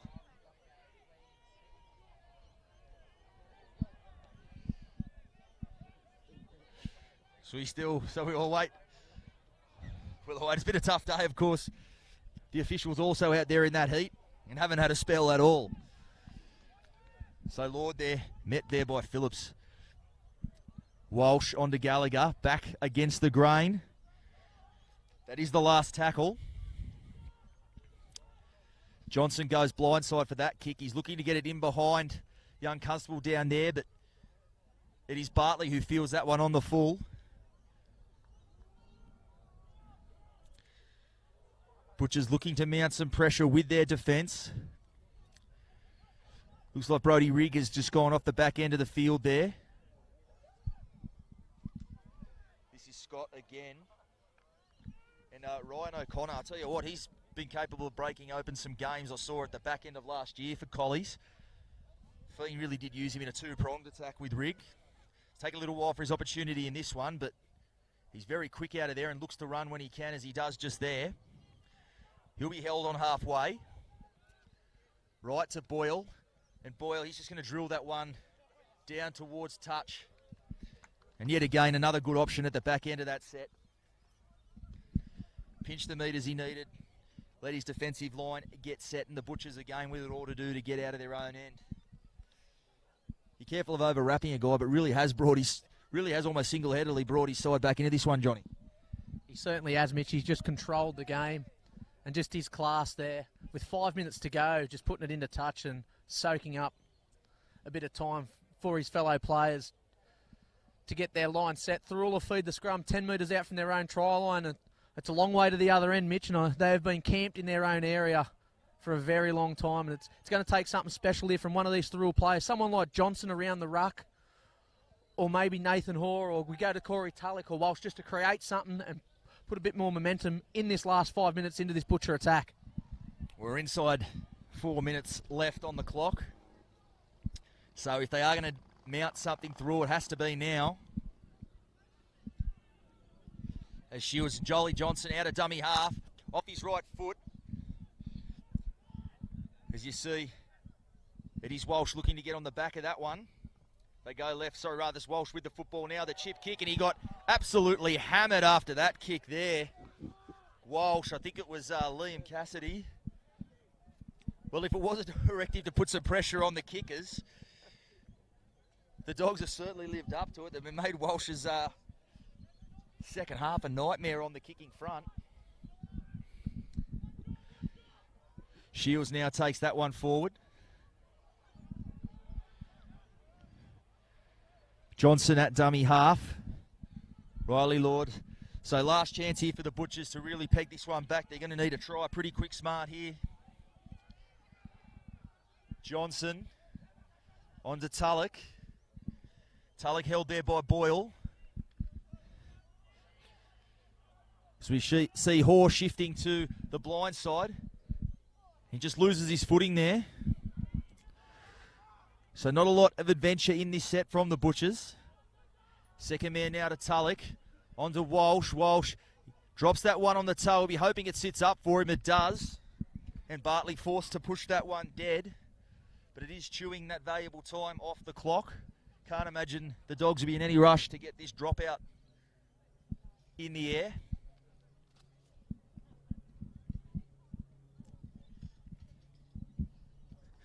Pace just slowing. Butchers quickly back into position. And you know, we're starting to get some dour scenes when you see the beer tent getting folded up. So we're seeing in front of us. Not quite the same on the Old Boys Hill though. So we'll see Gallagher bringing this one back. He's up on the 30. Slowish play, the ball. Johnson at dummy half. Riley Lord again. Certainly someone, Jared Costello, will walk away from this game. Was always going to be a test for the Butchers forwards against the classy pack the Dogs have. And have to say they've met that challenge for the most part. Just been the class of some players. As Walsh now getting close to the line. He's got Hoare with the ball. He's gone close. Pulled down just short. I think it was O'Connor making that tackle. And, well, Cassidy has come out there and absolutely levelled. I didn't even get a chance to see the number. It was the Moose. And Johnson's gone straight over after dummy half. They're going to want to be quick to get this back underway. The Moose, he shrugs it off. You couldn't hurt him with a house brick.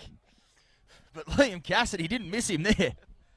What about the Moose? He got straight back up onto his feet, a quick play of the ball, and Johnson sniffed out a couple of defenders in front of him and just dived over for a try. But that's better. That's the Thirroul that we've seen in the first stanza, Mitch. Throwing that ball around, creating movement around the paddock. And their forwards, they laid the platform there. The Riley Lord again, Mitch, he just went forward, then laid the platform for the guys of Walsh and Tulloch to really direct it. And Big Moosey, look at him clenching the big chest going back. I'm sure that pain will go away tonight. He'll be at the Ryan's Hotel tonight, throwing down. And I'm tipping an Uber into town for the Big Moose. As that one does go over. So it is 6 points. Have shared the odd boxing ring with Luke Shields. I can confirm, as hard as nails. And shows it there. And Walsh does knock that one over. So it is 6 points the margin. Collie's in no rush to get this back underway. And there it is. That is the siren. So that will be the full-time score. 28-22. Collegians run out winners. Short of those stoppages, Johnny, I think it'd be... Have to keep reminding ourselves that was only a pre-season clash. Very high quality, plenty of good signs for both these sides heading into what will be the season proper. That is all she wrote. 28-22 for Collegians. Thank you for joining us with Bar TV Sports. We'll see you out there next week somewhere in the Illawarra.